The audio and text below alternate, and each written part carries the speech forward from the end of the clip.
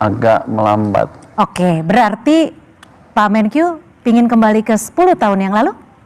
Apanya? Kebijakannya, arah ekonominya. Kenapa pengen kembali 10 tahun yang lalu? Kan katanya lebih sukses swastanya, arah ekonominya lebih tumbuh. Dulu juga cuma 6 kan rata-rata, 6 juga nggak sehat. Kita kan perlu 6,7 minimal. 7 minimal. Setelah krisis kita nggak pernah tumbuh di atas 6,5. Jadi walaupun 6 kelihatannya bagus, tidak cukup bagus untuk Indonesia. Kalau Anda puas dengan 5 sampai 6, kita akan terjebak ya di tempat yang disebut middle income trap. Ya gini-gini aja lah. Mau maju, kayaknya mau maju, tapi nggak maju-maju, begitu ada gejolak, jatuh ekonominya. Kita nggak mau gitu, kita ke depan mau paksa Indonesia masuk ke menjadi negara maju dalam waktu 10-15 tahun ke depan. 3 sektor utama yang Pak Menkyu andalkan apa? Manufacturing, apalagi ada pertanian di situ. Manufacturing udah semuanya, sama energi. Manufacturing, pertanian, energi. Itu udah utama besar-besar itu. Energi bisa macam-macam, kegedean sektornya. Mau yang lebih detail lagi, saya pikir itu cukup. Tapi kan ada sektor-sektor lain, itu juga akan dikembangkan. Apa tuh? Pariwisata mungkin? Oh, pariwisata. Anda suka pariwisata, Anda suka jalan-jalan ya? Pasti Pak. Ini. Healing Pak, healing. Kalau ekonominya bagus, orang dalam negeri duitnya banyak, jalan-jalan. Kalau ekonominya bagus, sosial politik stabil, orang luar negeri juga berani datang ke sini. Itu hampir otomatis. Oke. Jadi akan berbesar. Nanti kalau ekonominya bagus, uang saya juga lebih banyak kan dari pajak segala macam. Saya bisa sisihkan buat pariwisata juga. Oke. Jadi fondasinya di situ. Kalau Anda tanya fondasi ya di situ fondasinya. Jadi 3 sektor utama itu yang sedang dikejar terus supaya sektor-sektor lainnya juga bisa tumbuh beriringan seperti itu ya? Sebenarnya utamanya saya adalah fiskal, moneter jalan semua, dan saya perbaiki iklim investasi. Nanti sektor yang tumbuh duluan tergantung keunggulan masing-masing sektornya. Nanti kalau ada yang minta insentif ya saya lihat bagus apa enggak kita kasih.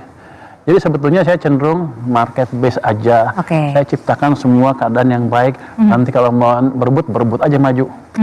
Nanti kalau yang paling bodoh baru kita injak supaya jalan, kita kasih insentif. Galak juga ya Pak Menkyu. Anda minta semuanya bisa.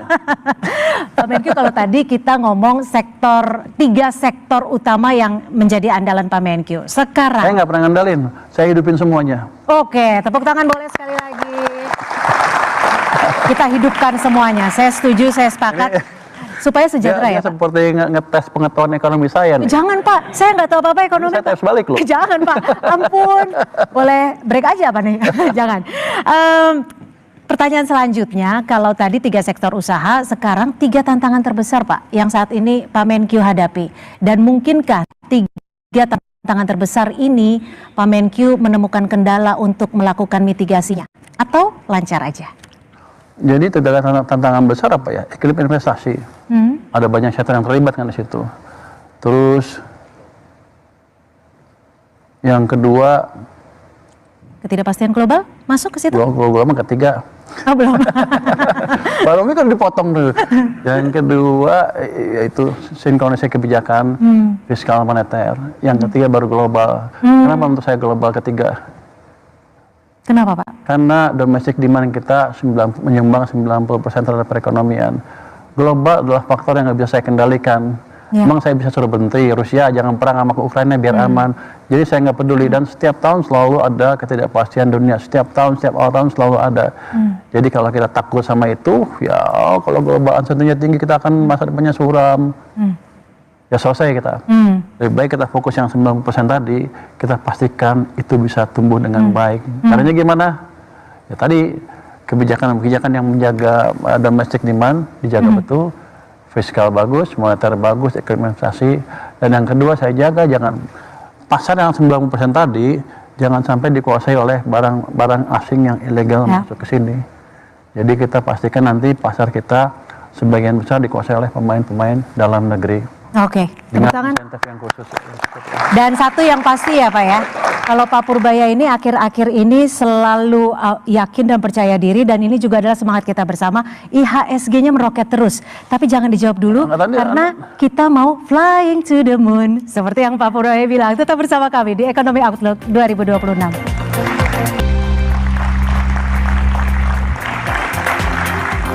Terima kasih Anda masih bersama kami di Economic Outlook 2026. Kenapa tadi saya suaranya nggak bagus ya Pak Menkyu ya, tapi kan Pak Menkyu sering ngomong flight to the moon, IHSG meroket. Nah makanya mungkin Pak Purbaya mau menjelaskan nih soal IHSG kita yang meroket terus, flying to the moon. To the moon kan istilah orang-orang di crypto market. Mereka selalu bilang kalau ini bagus to the moon, ya saya tiru aja. To the moon paling gampang kan. Artinya akan naik terus ke atas sesuai dengan. Kenapa saya bilang begitu? Karena saya sekarang di pemerintahan. Artinya apa? Prospek kita akan kejaga terus. Jago nggak? Kejago nggak? Ya. Jadi siklus bisnis kita yang kembang paradin itu Pak. Itu kan setiap 7 sampai 10 tahun kita bisa ekspansi. Ya. Kita baru saja kemarin tahun 2020 baru mulai timbul lagi 2022 lah. Let's say kita anggap di situ kita mulai ekspansi. Itu kita bisa ekspansi kalau let's say 7 tahun sampai 2029. Kalau 10 tahun sampai 2032.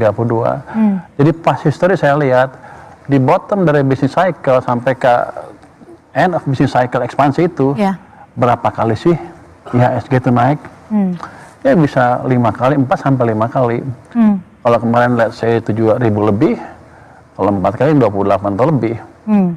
Jadi ditambah angka optimis sedikit lah, ya bisa 5 kali lah, berarti bisa 32.000 sampai 35.000. Sekarang kelihatannya aneh. Kenapa? Karena emang nggak mungkin kelihatannya.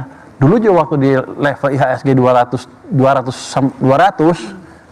nggak mungkin juga kata orang. Waktu di 1000, waktu 2014 atau 2000 itu di 1000, 2009 itu di 1000 Mas. Nggak mungkin juga kata orang. Nggak mungkin juga 5.000. Sekarang kan di level sekarang. Terus naik gitu. Emang seperti itu behavior dari IHSG terhadap fondasi perekonomian. Jadi kalau kita bisa jaga fondasi ekonominya terus tumbuh sampai 2029 sampai 2030 nanti, itu bukan hal yang mustahil. Jadi fokus saya adalah menjaga fondasi perekonomian. Capital market akan ikut karena size of company akan bertumbuh juga. Jadi orang-orang di capital market yang bilang saya tukang tipu, itu tukang terlalu optimis, 8.000 aja nggak bisa, 8.000 tembus sekarang. Ternyata terbukti ya. Jadi itu fondasinya. Jadi kalau pengamat pasar modal harus ngerti ekonomi juga sedikit. Kalau enggak mereka akan ketinggalan. Jadi kalau Anda suka investasi pasar modal, ya invest jangka panjang sampai 6 tahun ke depan, hampir pasti untung kalau perusahaannya bukan perusahaan abal-abal ya. Nah Pak Menkyu, kalau dari data nih ya, IHSG all time high sampai awal Desember 22, betul ya? 22 kali, 21 di eranya Bapak. Ini apa sih artinya? Nggak ada artinya. Nggak ada. Itu emang kebetulan aja emang. Mungkin kan bisa mengklaim ini berkat usaha saya gitu Pak. Enggak, kalau berkat usaha saya udah invest juga, udah untung. Saya nggak boleh invest. Jadi gini, itu emang artinya adalah market mengerti. Kan market kan orang-orang pasar tuh banyak orang pinter juga tuh yang bukan yang TikTok ya, yang betul-betul analis. Banyak yang analis betulan, yang di capital market, yang di perusahaan-perusahaan security. Dia ngelihat langkah kita seperti apa, dia proyeksi ke depan, proyeksikan setahun 2 tahun ke depan seperti apa. Dan sebagian tadinya saya dengar domestik sama asing ya. Di asing itu tadinya mereka bilang, 8% Prabowo tuh nggak mungkin. Sekarang di beberapa di beberapa kalangan asing, pengusaha maupun investor di pasar saham, mereka bilang kalau gini caranya 8% bukan nggak mungkin. Berarti nggak ada yang mustahil. Mereka mulai masuk ke sini. Bukan nggak mustahil, mereka melihat langkah kita udah benar. Berarti udah percaya dong kebijakan-kebijakannya. Pak Menkyu, izin kita juga akan membuka sesi tanya jawab. Tapi syarat para ini nggak boleh nanya ya. Wah, udah ditandain. Senior dia. Kita akan buka sesi pertanyaan, tanya jawab boleh langsung dijawab nanti oleh Pak Menkyu. Sesi pertama ini saya akan buka 3 penanya terlebih dahulu. Silahkan nanti yang untuk bertanya silahkan. Kalau boleh satu aja. Satu aja? Satu-satu, memori saya pendek. Jadi satu-satu penanya ya. Satu tektok langsung dijawab oleh Pak Menkyu. Silakan. Disebutkan nama dan dari institusinya. Silakan. Wah, mahasiswa Bapak. Perkenalkan, nama saya Sultan Malik Hakiki. Sebagai mahasiswa Universitas Indonesia, jurusan Produksi Media. Saya izin bertanya Pak.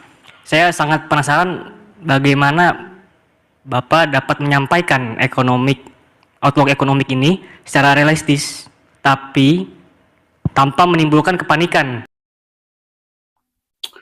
Oke, terima kasih sudah menonton video ini. Jangan lupa subscribe channel ini.